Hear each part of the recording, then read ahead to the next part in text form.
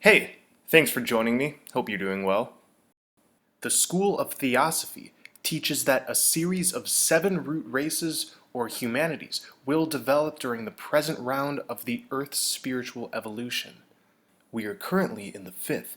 Each lives on its own continent, a word referring not only to the main continental area where the evolution of a root race takes place, but also to all the dry land that exists during the life period of a root race.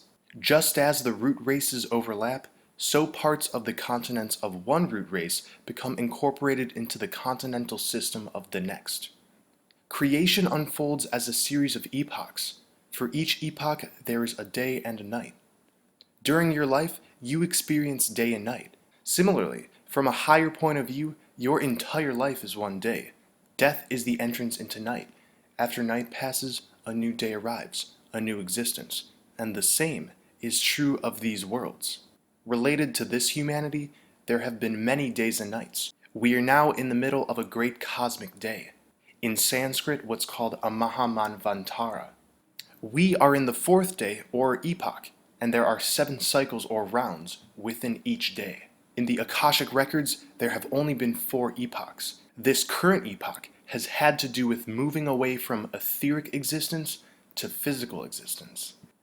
Helena Blavatsky writes, "We believe in the 7 continents, 4 of which have already lived their day. The 5th still exists, and 2 are to appear in the future." The first continent was the imperishable sacred land. Although little can be said of it, it capped over the whole North Pole like one unbroken crust. This was the home of the first race of mankind, the polar race, which had neither type nor color. These, our first ancestors, had ethereal, not physical bodies, and could not be injured or destroyed by death. We can absolutely draw a parallel to Plato's account of an original race that was deathless and non-breeding. In the Kabbalah of the Mayan Mysteries, Samael on Weor writes, "The Aztecs state that the human beings of the first root race were extraordinary, dark-colored giants. This was a very civilized, androgynous, asexual, semi-physical, semi-ethereal root race. The first root race lived on the sacred island situated in the North Polar Cap. That island still exists, yet it is in a jinn state within the 4th dimension. The second continent is very elusive. It's considered home of the second root race, the Greek Hyperborean race. Theosophical accounts say it extended southward and westward from the North Pole, but most others have identified the North Pole as Hyperborea's location, including René Guénon, Miguel Serrano, William Warren, and many others. Not to mention, the name itself, Hyperborea, refers to something beyond the Aurora Borealis, which shoots out of the center of our plane. So despite what Theosophy says, everything points to Hyperborea as being a polar continent. It's strange because in this way, it's very much related to the imperishable sacred land. And one must ask, is the second continent simply the first continent in a later time period? It's more than likely. After all, continents, as Blavatsky writes, has to do with all of the land in general inhabited during a root race's cycle. Let's go over to what Miguel Serrano has said in Na's Book of the Resurrection. He writes, "Hyperborea still exists, beyond the yellow sun and the black sun, in the ray of green light," suggesting that Hyperborea, once a continent existing at the North Pole, now has an etheric double within the realms of the green light, the Aurora Borealis. But this is pretty much what Samael on Weor wrote of the first continent. We'll resolve this later. The third continent is said to have stretched from the Indian Ocean to Australia, and this is known as Lemuria or Mu. This was when the gods walked the earth and mixed freely with mortals. All of these stories of Nephilim, Anunnaki, these originate in Lemuria, and this is also when the fall of man began. It was a slow process that kept up during the 4th continent. The survivors of the destruction of Lemuria gave birth to Atlantis. Hierarchies in society began, and worship of material goods started. The Atlanteans had degenerated a great deal and had now started using their awesome powers for evil. Their magical science became black, and with these changes came horrible devices. The Atlanteans could now create a mental monster that could crystallize into existence through their willpower. Millions of people perished, and all of the powerful cities of Atlantis submerged within the ocean that now bears its name. The fifth continent is said to be Asia, where Theosophical writings tell us the fifth root race began. Of course, we're still in this race time period, so all dry land is the fifth continent.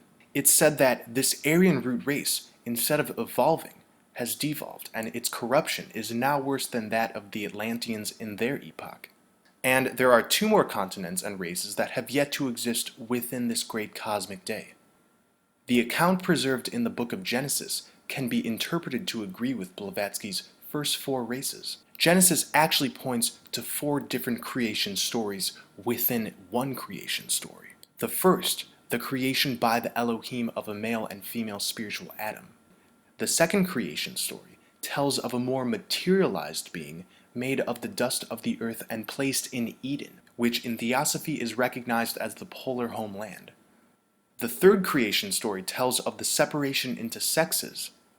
And the last, the definitive entry into physical bodies and the exclusion from Eden. In this way, this great cosmic day can not only be seen as four races and four continents, but it's describing the devolution from light bodies to dense physical bodies. René Guénon's account of Hyperborea resembles Blavatsky's in many ways. According to Guénon, this current Adamic cycle, which Guénon believed to be now nearing its close, began in the Hyperborean land called Tula, a similar name to the Greek capital city of Hyperborea called Thule. It was the first and supreme center, the archetypal sacred island, and its situation was literally polar at the origin. What manner of beings lived there, Guénon does not say, but he gives one to understand that our cycle of humanity began there, identifying, you guessed it, Mount Meru at the center of the earth, whom Blavatsky herself said of, Meru, the abode of the gods, was placed as before explained in the North Pole. Meru is the high abode of the gods. If we are to put together what so many authors and mystics have written, it's clear that the North Pole has significance as a flourishing paradise. Although right now we cannot resolve the odd tension between the polar and Hyperborean race, but we can gather enough of an idea. In Blavatsky's cosmogony, the first root race was created from pure spirit, and again, lived at the North Pole. This sacred land is stated never to have shared the fate of the other continents because it is the only one whose destiny is to last from the beginning to the end.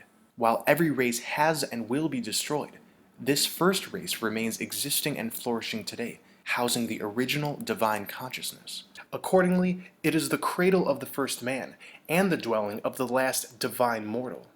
Blavatsky writes, if the teaching is understood correctly, the first continent which came into existence capped over the whole North Pole like one unbroken crust, and remains so to this day, beyond that inland sea which seemed like an unreachable mirage to the few Arctic travelers who perceived it. Terms such as the blessed land of eternal light and summer, and the land of the eternal sun, are throughout Theosophy literature, and this is referring to this continent and to the central sun, which neither sets nor rises in this imperishable land. Tibetan sacred texts speak of a mystical kingdom called Shambala, where the most sacred of the Buddhist teachings are preserved. Both the Hindu and Buddhist traditions say it contains a magnificent central palace radiating a powerful, diamond-like light. Buddhist texts say that Shambhala can only be reached by a long and difficult journey across a wilderness of deserts and mountains, and warn that only those who are called and have the necessary spiritual preparation will be able to find it. Others will only find blinding storms, empty mountains, or even death. One text says that the kingdom of Shambhala is round, but it is usually depicted as an 8-petaled lotus. I've said this before, a symbol of the heart chakra. Indeed, an old Tibetan story states that the kingdom of Shambhala is in your own heart. The guidebooks to Shambhala, whose puzzling directions are a mixture of realism and fantasy, can be read on one level as instructions for taking an inner journey from the familiar world of the surface consciousness through the wilds of the subconscious to the hidden sanctuary of the superconscious. But even so, The idea that Shambala is also located in the material world is firmly rooted in Tibetan tradition. Shambala, our spiritual home, is said in Theosophy to comprise two localities on Earth. One of them is situated in the highlands of Asia, somewhere to the westward of the meridian line passing through Lhasa. Long ago, this locality was a sacred island in a vast Central Asian inland sea, known as the Abyss of Learning, or Sea of Knowledge, and was accessible via subterranean passages. But there is also another holy location, alluded to in all the great exoteric religions. This spot is near what the Hindu Puranas call Mount Meru, what the Arabians call Mount Quaff, and what the Greeks call Mount Olympus. It is the North Pole. As one approaches the North Pole from the snowy Arctic, the air actually becomes warmer and warmer, the snow cover thinner and thinner, until there are only grassy tundras, flowers, and a subtropical climate. This is the atmosphere of the center landmass enveloping Mount Meru.